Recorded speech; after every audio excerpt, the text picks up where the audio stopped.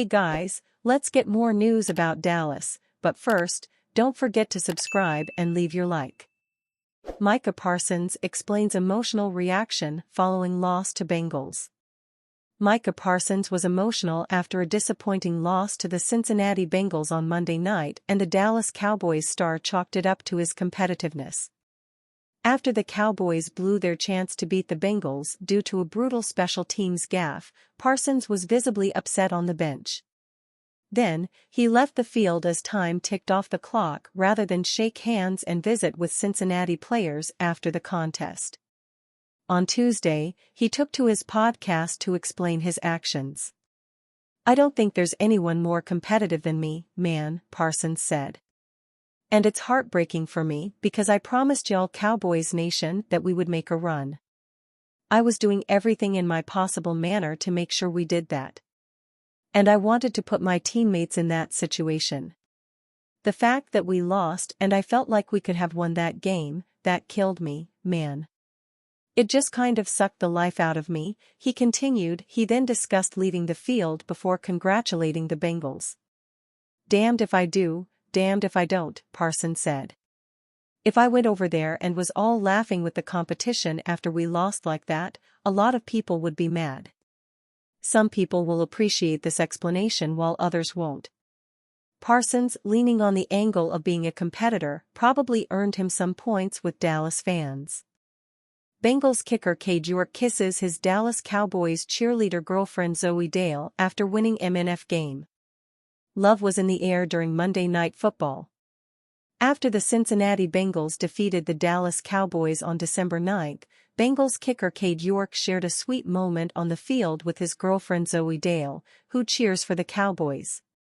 Dale, 22, and the 23-year-old NFL kicker, who made his debut with the Bengals on Monday, stole the show during the matchup when the ESPN broadcast highlighted their relationship while Dale earned an extra point for Cincinnati in the first quarter. The Dallas cheerleader looked nervous when cameras filmed her reaction to York's kick. Once she saw he had successfully earned the extra point, Dale nervously laughed and said, "Praise God," on the sidelines. ESPN broadcast Troy Aikman got in on the fun, joking, "You can't make this up," as viewers reacted to the NFL couple. According to ESPN reporter Lisa Salters, York and Dale have been dating for roughly 7 months, and York had been hoping to find a new NFL team when he got the call from the Bengals to fill in for injured kicker Evan McPherson. Before the game on Monday, reporters asked York if he was excited to share the field with his girlfriend in Dallas. "She's going to be cheering for me, so it's gonna be great," the kicker said, per Fox. "I'll have to sneak her a couple of smiles," York added. And after the game, Dale posted a day in the life TikTok from her game day, including 2 sweet clips with York. In the first clip, York walks up to Dale as she's sitting on the sideline bench and kisses her on the head. In the second clip, the couple are seen reuniting after the game. Dale, wearing a more comfortable post-game outfit than her cheerleading uniform, jumped into York's arms after he and the Bengals won their game 27-20. Dale also gifted York a fun custom-made shirt with her face on it before the game, telling her followers on TikTok that she had it made quickly by a local vendor in time for her boyfriend's visit to Dallas. Dallas Cowboys quarterback Dak Prescott may be out for the season with an injury, but he still has strong feelings about his head coach Mike McCarthy and his future with the franchise. In his most recent comments, Prescott not only said he felt helpless not being able to win games for his embattled head coach, and hoped that Jerry Jones would retain McCarthy past this season. The Cowboys owner addressed the comments on Friday. "Dak has a vested interest in the team. He's a critical part of our success as we go forward.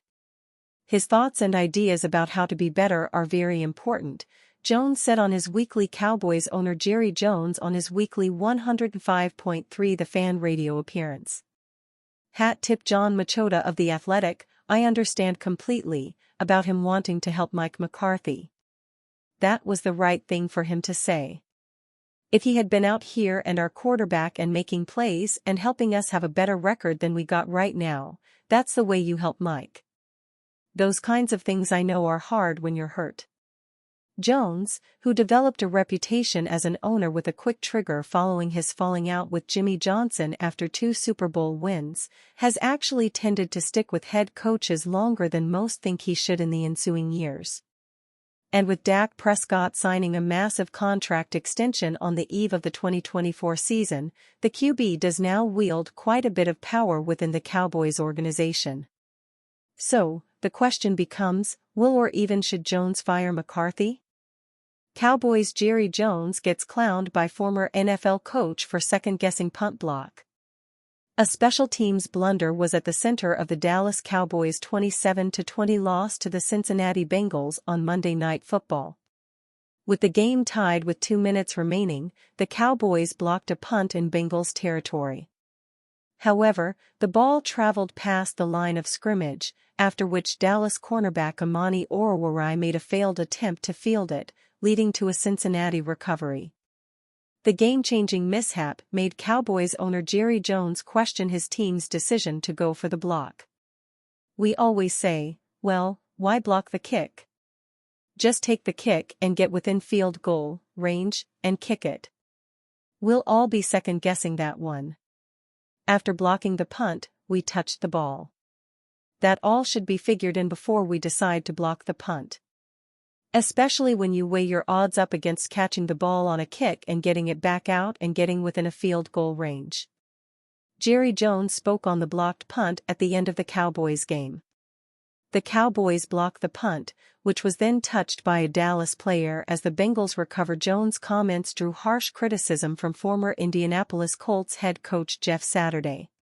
Saturday clowned the Cowboys owner for second-guessing the decision to go for a block, pointing out that all Dallas had to do was avoid the ball once it crossed the line of scrimmage.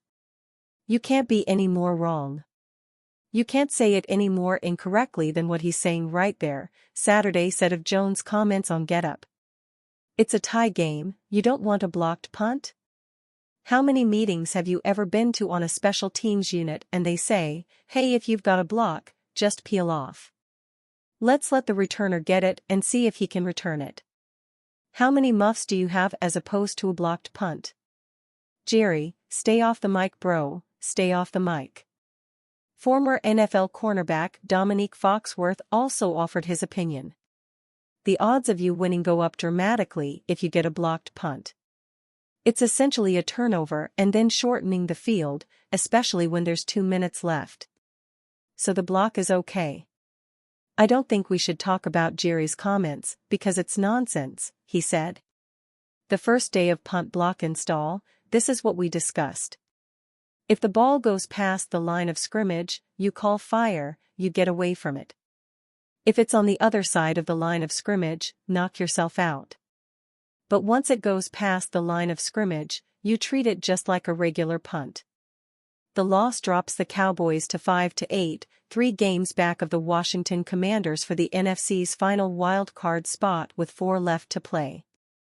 Dallas' playoff probability dropped to less than 1% following the defeat, according to NFL.com's Next Gen Stats. And you fan? What do you think of the situation of Jeff Saturday? Leave your opinion in the comments.